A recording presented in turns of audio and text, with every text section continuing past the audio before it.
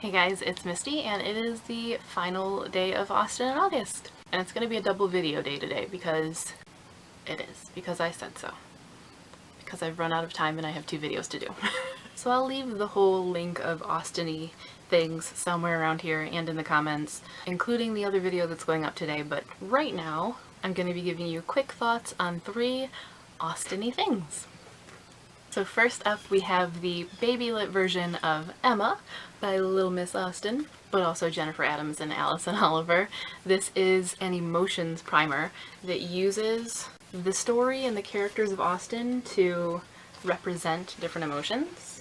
Like all of the BabyLit series, it's super fun and clever and distilled down into the most basic representation of whatever it is that they're using the book to highlight in a really clever take on the book. So using Emma for emotions and trying to understand what people are really feeling is kind of a perfect use of Emma, especially because Emma herself so often gets it wrong. I love the series of board books. I think they are very clever and cute and a great way to begin your child's indoctrination into your favorite literature. But also make really good gifts or really good things to have in your collection if you are a collector. So if you collect classics or you collect Austen, as I do, it's something great to have, you know, on your shelves. If you have kids, it's a great way to use a story that may be familiar to you, a kind of jumping off point to discuss things. Clever, adorable, definitely worth having in the collection, and a great bookish, sly wink and a nudge type of gift, just really cute. Then we have Jane Austen cover to cover, 200 Years of Classic Covers by Margaret C. Sullivan. This is from Quirk Books, and Margaret and Quirk do amazing things, especially for Austen fans. So if you are an Austen collector, I'd highly recommend looking into Quirk's and Margaret's work. Not only this, but the Jane Austen Handbook, which is a must for any Janeites collection. So for this one, there are many covers collected and commentated on through 2 centuries of Austen reprints, and I need these ones in my life. This is a little bit of a dangerous book for me because it shows me more covers that I need to own, and since I have demonstrated in the past that I'm not opposed to owning 2 copies of the same book, or 4 copies of the same book where Austen is concerned, if I like the covers, this could be really bad on both my budget and my Austen shelf, which is already overflowing.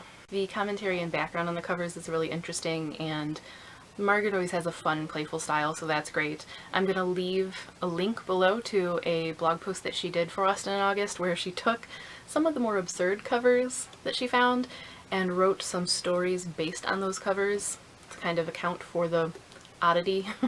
And it's hilarious, like laughing out loud, giggle snorting, embarrassingly type of funny, like just hilarious. So make sure to check that out. I think this is a great one if you are a Janeite, if you are an Austen collector, good one to have in your collection. It's a good coffee table book. It makes for just some nice interest. Also, if you're interested in classics or in sort of book printing in general, cover design and the history of it and things like that, probably a good one to look into. And lastly, we have First and Then by Emma Mills, which is billed as Jane Austen meets Friday Night Lights. I'm probably going to be talking more about this closer to its release because it doesn't come out until October. I haven't decided yet though, so let me know if you want to get an absolute, you know, long, full, detailed review. But just as kind of quick notes to it, you can definitely see the Austen influence, and I'm guessing the Friday Night Lights influence. I can see it, but I haven't actually watched Friday Night Lights. I tried, but the shaky cam makes me nauseous. There are things I loved about it and things that I didn't. It is a quick read, it is for the most part enjoyable, but there were some pet peevey things that kind of bothered me. I didn't love the main character. As I talk about in my final video on Emma though, you don't have to love a main character to love a book, but it does help, especially when you're getting the narration through them rather than through a third person omniscient or something. If they're steering the ride, you kind of want to actually like listening to them. I did have some problems with her, and I had, you know, just things that I found problematic, but for the most part I thought it was a clever interpretation, I guess. Very modern, very current, can stand on its own whether you are familiar with Austen or Friday Night Lights or any of that. It's just, you know, standard contemporary. But if you are familiar, there will be little Easter eggs and things kind of planted throughout that enhance it, I guess. I did find it interesting how things were worked in and how you could kind of see where the influences came from. But from a writing standpoint, I did have some issues. The characterization is a little inconsistent and the ages feel all over the place. So a character who is maybe 14 or 15 sometimes sounds like he's 7 or 8, sometimes sounds like he's 30. It's just really kind of hard to pin down, I guess. But for all that it was flawed and that I did have issues with it, it still remained enjoyable and an interesting take on the influences. So that all might have been really circular, but basically I liked it, I didn't like it, I liked it, I didn't like it. It had its issues, but I don't regret reading it. That was not any less circular. And if you want to know more, if you want me to pick it apart and be spoilery, let me know in the comments and I will fully review it in October. I think I will also be giving away a copy close to its release because I ended up with 2. So weigh in on that. But there you have it. Those were just some quick thoughts on some Austen-ish new releases. Things to look into or see if they are a good fit for you in your own Austen collection if you are an Austen fan.